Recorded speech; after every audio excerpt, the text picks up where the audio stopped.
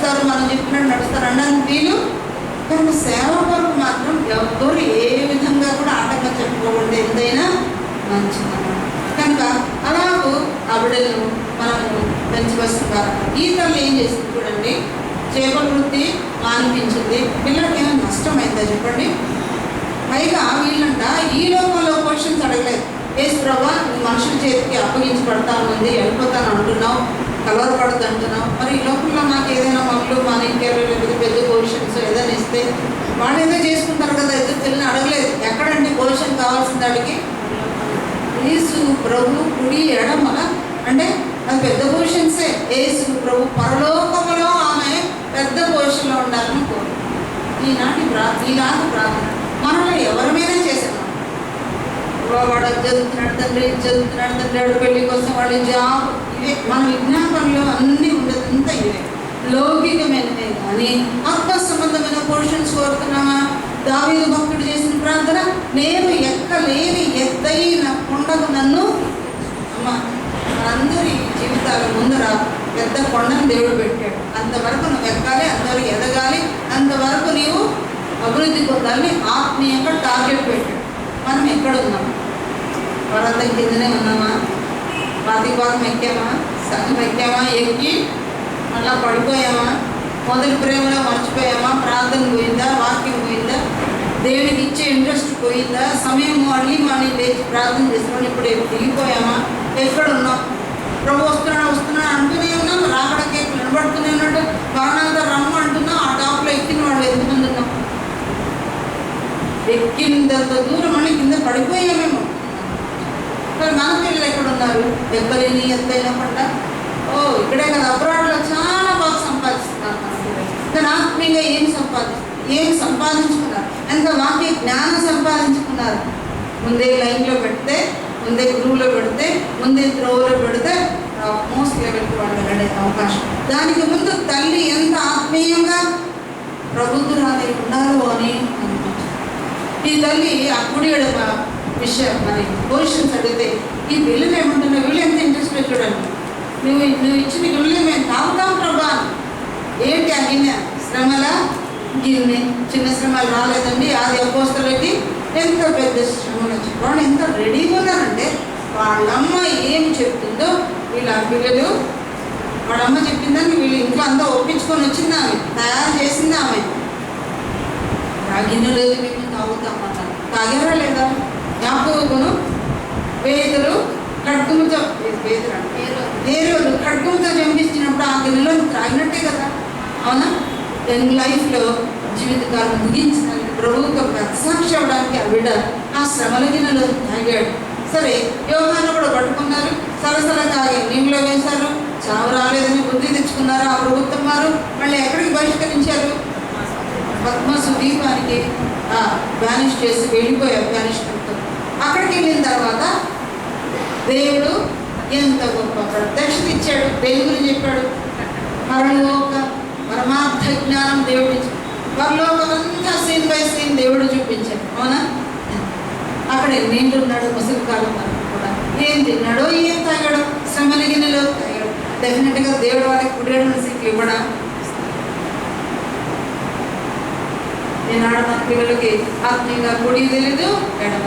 Bible 66 గ్రంథాలు ఎక్కడున్నాయంటే కూడా పిల్లలు సరిగా తీయలేకపోతున్నారు. మరి లక్షల జీతాలు ఈ జీతాలు ఎక్కడ పెట్టుకోవాలి తెలియక లేని బుద్ధులు అలవాటు నేర్చుకుంటున్నారు, అవునా?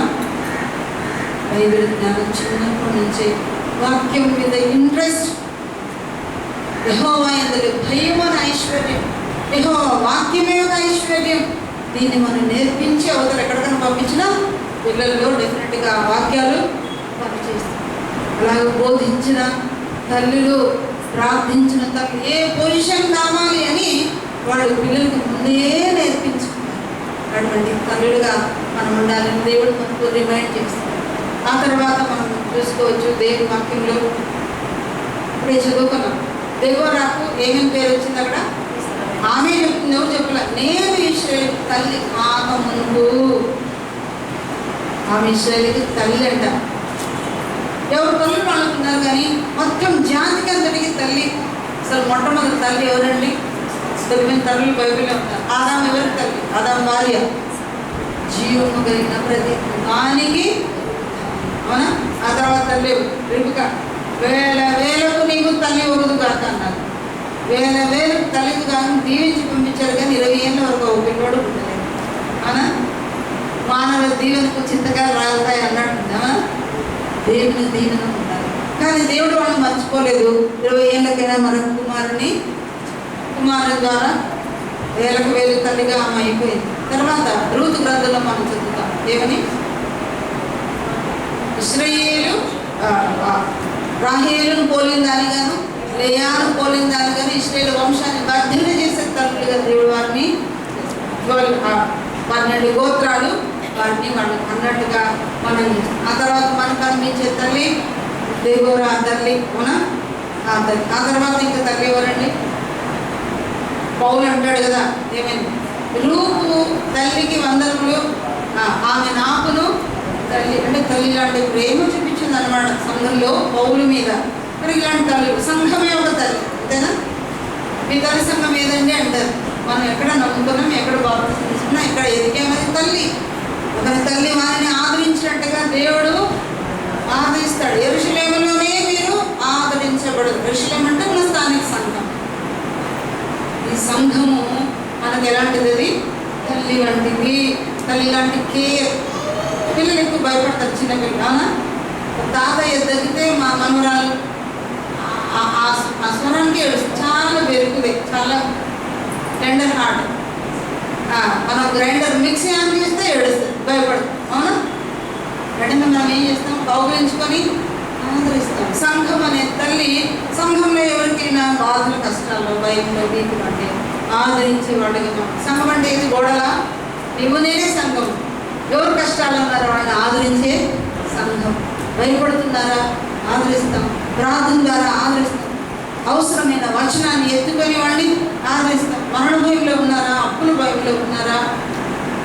ఏ భయంలో వారు ఉన్నారు? పిల్లల భవిష్యత్తు గురించి భయమా? పిల్లలకు పెళ్ళిళ్ళు కాలేదని భయమా? పిల్లలు సరిగ్గా చదవడం లేదు, మాట వినడం లేదు, భర్త ద్వారా శ్రమల, అత్త ద్వారా శ్రమల, కోడల ద్వారా, అల్లుడి ద్వారా రకరకాల శ్రమలో ఉన్న ఆ కుటుంబాన్ని మనం ఏం చేయాలి? వెళ్ళి ఆదరించే తల్లిగా మనము. ఇప్పుడు ఈ తల్లి తను చెప్పింది ఏంటంట, దెబ్బరాకి ఏంటంట, అది ఎందుకు నాకు ప్రేమ. ఎవరు చెప్తారండి ఈ విషయం? మన పుట్టిన పిల్లల్ని మనము సాకి సంతరించుకొని ఒక మార్గంలో పెట్టుకోవడానికి తల ప్రాణం ఎక్కడికి వస్తుంది?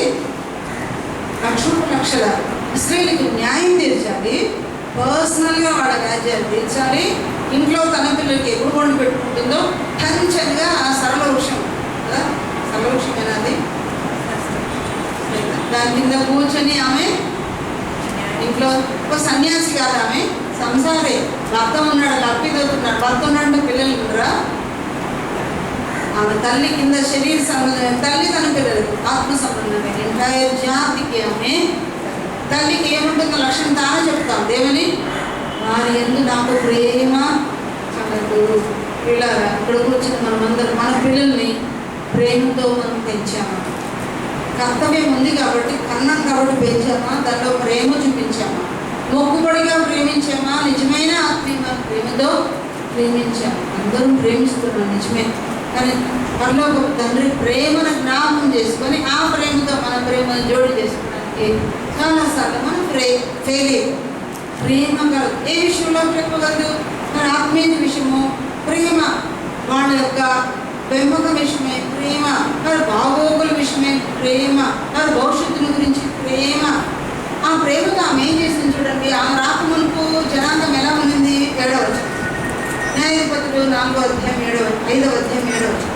ఇశ్రాయేలు అధిపతులు లేకపోయేది. దేవరాత్రే నేను రాకమునుపు ఇశ్రాయేలు నేను తల్లిగా ఉండకమునుపు వారు లేకపోయేది. నేను తల్లిగా ఉండకముందు అధిపతులు లేరంట. ఇశ్రాయేలు ఎవరు లేరు?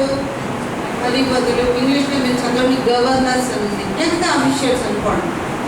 ఒక చట్టం అంటూ, ఒక ప్రభుత్వం అంటూ, ఒక నియామకం అంటూ, ఒక క్రమం అంటూ, దీనికి ఈయన ఆఫీసర్, దీనికి ఈ రంగానికి ఈయన మంత్రి, లేకపోతే దీనికి ఈయన పెద్ద, దీన్ని ఈ పని ఆయన చూసుకుంటాడని గవర్నమెంట్ అనేది లేకుండా పోయింది. నేను రాకమునుపు అధిపతులు లేకపోయి సిస్టమేటిక్ వేలో ప్రభుత్వం లేదు.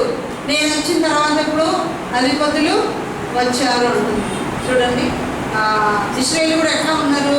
8వ వచనంలో ఇశ్రాయేలు క్రొత్త దేవతలు కోరుకునగా యుద్ధము ద్వారముల యొద్దకు వచ్చెను. ఆమె తల్లిగా కాకమునుపు యుద్ధము ద్వారాల దగ్గరకు వచ్చిందంటే డోర్ ఓపెన్ చేస్తే ఇళ్లలో రొద్దులు లేసినప్పుడు చివరి పండుకునే వరకు కూడా యుద్ధాలే పోరాటాలే ఉన్నాయి. అదే నాలో కణాలను రాజైన యాబీను వాడిని 20 years వరకు చాలా సఫర్ చేశాడు. వాడిని చెరపట్టాడు. చాలా బీదరికంలో ఉన్నారు. ఎట్లా ఉన్నారు వాళ్ళు బీదరికంలో? చూడండి, 8:3 వచనము. ఇశ్రాయేలులో 40,000 మందికి ఒక్క కేడమే కానీ ఏడియే కానీ ఇశ్రాయేలులో సోల్జర్స్, మిలిటరీ వాళ్ళు ఎంతమంది ఉన్నారంట? 40,000 మందికి ఏం లేదంటే యుద్ధానికి పోయేటప్పుడు కేడము కానీ ఏడియే కానీ ఎవరు పోయి యుద్ధం విజయం చేస్తారు. వాళ్ళేమో సర్వసైన్యము వచ్చారు. కౌంట్ చేయడానికి కూడా వీళ్ళైనంత సర్వసైన్యంతో వాళ్ళు వచ్చారు. వీళ్ళు ఎంతమంది? ఎంచితే 40,000 మంది. ఒక్కళ్ళు ఒక ఆయుధం లేకపోతే ఏం చేస్తారు యుద్ధంలోకి వెళ్ళి? అవునా? అంటే ఎంత పూరైపోయినారో, దేవుని విసర్జించి కొత్త దేవతలు పెట్టుకోగా ఎంత దారిద్ర్యం వాళ్ళకి వచ్చేసింది. ఆ పొజిషన్లో దేవుడు ఎవరు తీసుకొచ్చాడు? ఇశ్రాయేలుకు దిక్కులేని వాడు కాబట్టి తల్లిలాగా దేవుడు ఈమెను తీసుకొచ్చాడు. ఇప్పుడు వీళ్ళని గురించి ఆమె ఏమంటే 9వ వచనం, జనులలో ఇశ్రాయేలు అధిపతులు సంతోషముగా సిద్ధపడేది. ఇప్పుడు ఈమె అధిపతులు ఏం చేసిందండి? తయారు చేసింది. లీడర్షిప్ క్వాలిటీస్ నేర్పించింది. మీరు ఈ రంగంలో మీరు కత్తి పట్టుకోండి, లేకపోతే మీరు వీళ్ళు, లేకపోతే మీరు అది, మీరు ఇది, లేకపోతే ఈ డిపార్ట్మెంట్కి మీరు అధిపతులుగా ఉండండి, సిస్టమేటిక్గా ఉండండి. ఆఫీసర్సే లేరంట. రాజ్యాంగ పరిపాలన పద్ధతి అంతా ఈమె చేసినట్టు అనిపిస్తుంది చదివితే. సమూయేలు గ్రంథంలో చూడండి, రాజ్యాంగ పరిపాలన ప్రవేశపెట్టింది అంబేద్కర్. ఇప్పుడు మనకు అది చట్టం అంతా పెట్టింది ఆయన కదా మన అందరిలో. అట్లాగే ఈమె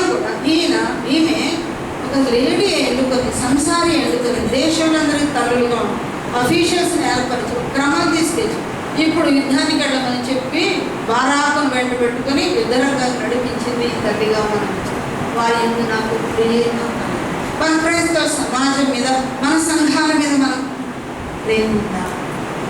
ఏమి నెలకొల్పుతున్నాం? ఏ సిస్టమేటిక్ వేలో మనం తీసుకొస్తున్నాం? కుటుంబమే కానీలేండి, సంఘంలో కూడా గొర్రెలను దేవుడు మనకి ఇచ్చాడు. మనం కావాలని కాదు, పురుషులాగా ఆధిపత్యం అధికారం చేయలేము. కానీ స్త్రీల మందం దేవుడు మనకి ఇచ్చాడు. స్త్రీలమంటే స్త్రీలమే పని చేసుకోవచ్చు, తల్లులుగా మనం ఉండొచ్చు. సిస్టమేటిక్ వేలో వారిని మనము నడిపించాము. ఉపదేశించే తల్లులుగా ఉంటామా? దశలాగా ప్రార్థించే హన్నాలుగా ఉంటామా? విశ్వాసం నేర్పించే లోకవేదులాగా లోయలాగా ఉంటామా? మరి వాళ్ళ తల్లి అయిన యునికలా ఉంటామా? మోషే తల్లి అయిన యోగిబేలు నడవడానికి నేర్పు కుమారునికి ఇచ్చింది. దానియేలు తల్లి అదే ఆజ్ఞలు నేర్పిస్తాం మా పిల్లలు. గాడ్స్ ఆరికల్స్ అంటే చట్టాలు అవన్నీ నేర్పించాలి. అందుకే దేవుడు ద్వితీయోపదేశకాండం 6లో ఏమన్నాడు? మీ పిల్లలు ఇంట కూర్చుంటున్నప్పుడు, లేచినప్పుడు, నడుచున్నప్పుడు, ప్రయాణం చేసినప్పుడు పడుకునేటప్పుడు పిల్లలు మనతో కూడా ఉంటారు.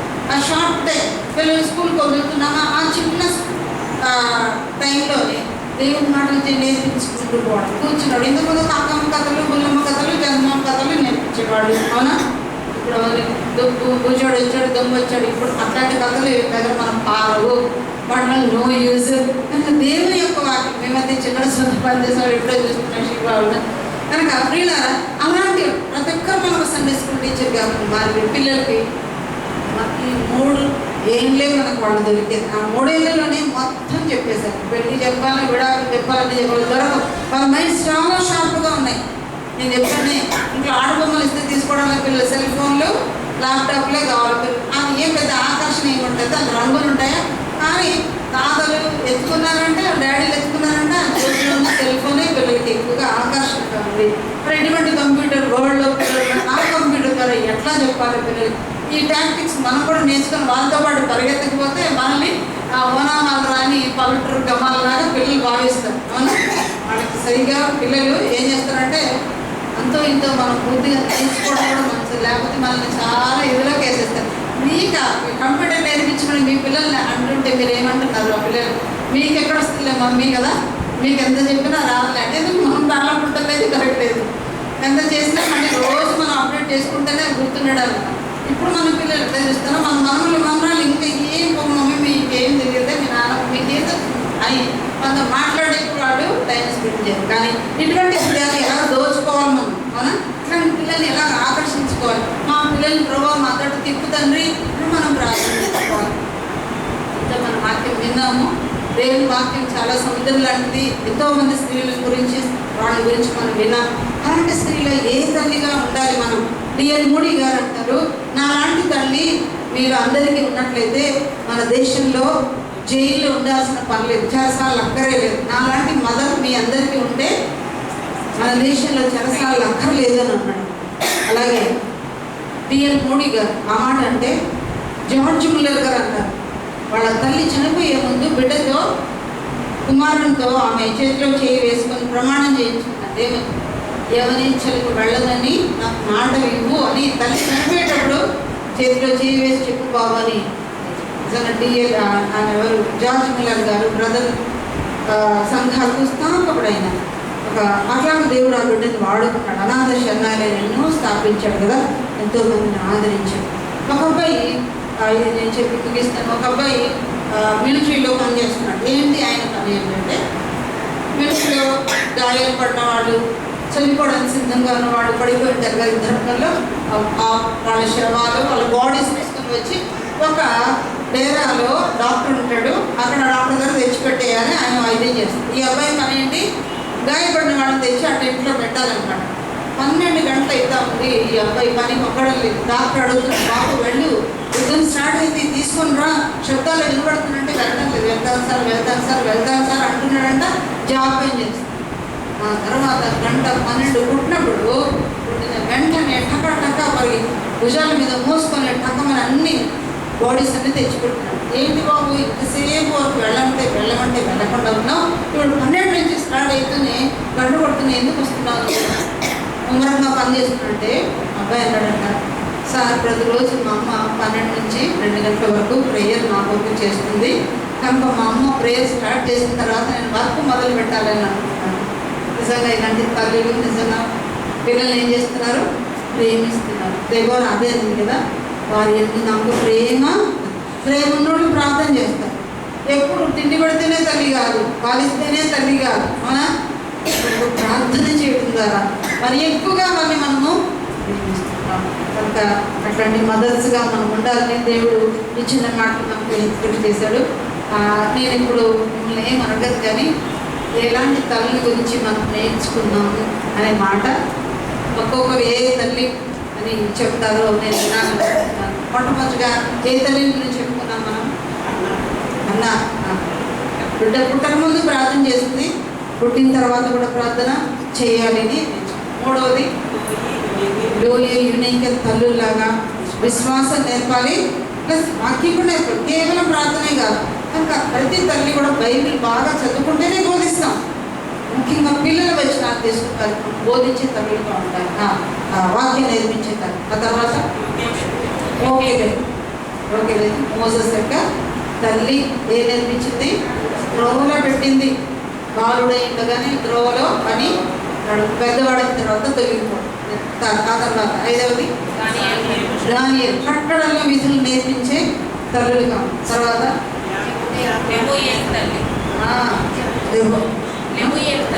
రెమూయేలు తల్లి బోధించిన భాష బోధించే తల్లి. ఆ తర్వాత జబదేయి తల్లి సలోమి ఎక్కడ పొజిషన్స్ కావాలంట, పరలోకంలో స్థానాలను కోరుకున్న తల్లి, అలాగ ప్రార్థించింది దానికోసం. ఆ తర్వాత ఏ తల్లి? దెబోరా అనే తల్లి ప్రేమించిన తల్లిగా. మనం కొద్దిమంది చెడ్డ తల్లులు కూడా ఉన్నారు, అవునా? డ్యాన్స్ నేర్పించిన తల్లి ఉందా? హెరోదియా డ్యాన్స్ నేర్పించింది, తల కొట్టించేది నేర్పించింది. ఆ పల్లె నాకు ఇక్కడే ఇప్పించాలని నేర్పించింది అర్జెంటుగా. ఆ మృతదేహము ఆ చుట్టూ రక్తం పడి ఉంటుంది కదా, ఆ ప్లేట్లో కూడా రక్తం పడి ఉంటుంది. ఆ డ్రెడ్ఫుల్ సీన్ ఎలా చూడగలుగుతా పిల్ల? బ్లడ్ చూస్తేనే పడిపోయేవాడు చాలామంది ఉన్నారు. మా భర్త గారు చూడలేదు, అసలు ఇంజక్షన్ కూడా చూడలేదు, అంత సెన్సిటివ్ ఉంటారు. ఆ చిన్న పిల్ల అంత బ్లడ్ని ఎలా చూడగలుగుతాను? అంటే ఎంత కఠినంగా పెంచిందో తను. ఏలి కూడా ఏమి నేర్పించలేకపోయాడు. బిడ్డలారా మీరు స్త్రీలతో ఇలాంటి పనులు చేస్తారు నాకు వినపడింది అన్నాడు, కానీ ఛార్జీ తీసుకున్నాడు. ఏమన్నా దండించాడా, కొట్టాడా? ఏం చేయలేదు, నేర్పించలేదు. మనకు మిమ్మల్ని చాలా మంది ఉన్నారు తల్లి, మనం నేర్పిస్తుంది. చివరిదిగా తల్లి తల్లి ఎట్టిదో బిడ్డయ్యి పట్టింది సామెత హెచ్చుకెళ్ళిద్దాం 16వ. తల్లి ఎట్టిదో పిల్ల అట్లే ఉండాలి. తల్లి చెడ్డదైతే పిల్ల చెడ్డది, తల్లి మంచిదైతే పిల్ల కూడా. మనం ఎట్టి వారము మన పిల్లలు ఇదే ఆత్మీయమైన లైన్లో రావాలి అంటే మనం ఎంత నేర్పు మనం నేర్పించాలి. మనం ఈరోజు బిఏ చదువుకున్నాం అనుకోండి, మన పిల్లల్ని ఏం చదివిస్తాం? బిఏనే చదివిస్తామా? ఎంత చదివిస్తే అంత వాడు ఎంత చదవాలే కానీ అన్నా వాడు ఎంత చదివితే అంత చదివిస్తాం అంటున్నా. ఆత్మీయంగా మాత్రం మనం ఎదిగితే మనం, అందుకే ప్రభు ప్రత్యక్షమైనప్పుడు ఆయన ఉన్నట్టుగానే మనం కనబడతామంట. ఆయన ఎట్లాంటి వాడో ఆయన ఎక్కడో మనం అక్కడ, ఆయన పెళ్లి కుమారుడు మనం పెళ్లి కుమారుడు, ఆయన ఏ సింహాసనం మనం ఆ సింహాసనం, ఆయన పెళ్లి భర్త అయితే మనము భార్య, మనతో కాపు ఉండడానికి అవసరం. ఇంకా ఆయన ఎలాంటి వాడో మనము అలాంటి వాడు కావాలి. మనం ఎలాంటి వాళ్ళు, మన పిల్లలు కూడా అలాంటి వాళ్ళు. ప్రేమ ఉంది అని ప్రభు ఈ తల్లి చెప్పినట్టు, ప్రభు ప్రేమ కలిగిన వాడు, ఆయన మించిన ప్రేమ కలిగిన తల్లిదండ్రులు ఎవరు లేరు. దేవునికి 2 పోలికలు ఉంటాయి, ఒకటి తండ్రి పోలిక ఉంది, తల్లి పోలిక ఉంది. ఒకరి తల్లి మిమ్మల్ని ఆదరించినట్టు ఆదరిస్తానన్నాడు, ఒకరి తండ్రి మేము ప్రేమించినట్లుగా నేను శిక్షించి గదిస్తాను. కానీ తండ్రి తల్లి క్వాలిటీస్ 2 ఎవరిలో ఉన్నాయి? ఆ తండ్రిని మనం చూసి తల్లిదండ్రులుగా మన పిల్లలకి మనం ఉన్నాం.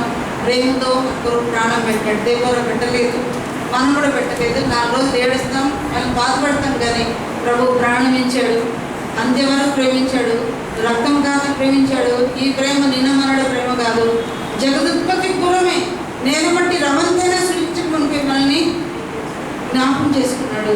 ఆ తర్వాత ఆయన ఈ లోకంలో మనం అంతవరకు ప్రేమించే దేవుడుగా ఉన్నాడు. మనం ఎలాంటి ప్రేమ, క్రీస్తు ప్రేమ మనల్ని బలవంతం చేశాడు. మనం ఎవరైనా వాళ్ళని తింటారంటే ఊరుకు ఉంటామేమో, కానీ ప్రభు ఎలాంటి వాడంట, ఇండియన్స్ చూపించే ప్రేమ బలవంతంగా ఇంకొంచెం వడ్డించుకోండి, ఇంకొంచెం తినండి, ఇది టేస్ట్ చేయండి, ఊరికి ఒక్క ముద్ద తినండి, మనం బతిమాతాం. ఫారెన్స్ అలా బతకాలి, వద్దంటే వద్దు, కావాలంటే కావాలంటే. కానీ క్రీస్తు ప్రేమ మన అట్లా బలవంతం చేసిన ప్రేమ, మనల్ని కడిగిన ప్రేమ. ఊరికే ఇట్లా చింకరిచ్చాడండి, ఏమంటారు దాన్ని, స్ప్రింకిల్ చేశాడా రక్తాన్ని, కడిగిన వానికి కడిగాడు. మన పాప వస్త్రాన్ని కడిగాడు. దాన్ని ఉతకాలంటే ఎంత రక్తం కావాలి? చివరి బొట్టు వరకు రక్తం కార్చిన ప్రేమ. తనున్న స్థలంలో మన పెళ్లి వారిగా చేసుకున్న ప్రేమ, మనతో పాపం ఉండడానికి వస్తున్న ప్రేమ. అని ప్రేమ ఎంతో గొప్పది. మరి అతి శ్రేష్టమైన తల్లి తండ్రి ఆ ప్రభువే. మరి ఆ ప్రేమలో ఒక బిందువన్నా మన పిల్లలకు మనం చూపించే ప్రేమ, ఆ భిక్ష ప్రభువే పెట్టాలి. ప్రభు ఆ జ్ఞానం, ఆ వివేకం, ఆ ప్రార్థన, ఆ నేర్పు, ఆ దీక్ష పడిమ, అలాంటి ఆత్మీయ జీవితం, జ్ఞానం నాకు దయచేయమని మనమందరం ప్రార్థన. దేవుడి మాటలు మన కొరకే దీవించాలి. మీరు ప్రేయర్ చేస్తే బాగుంటుంది.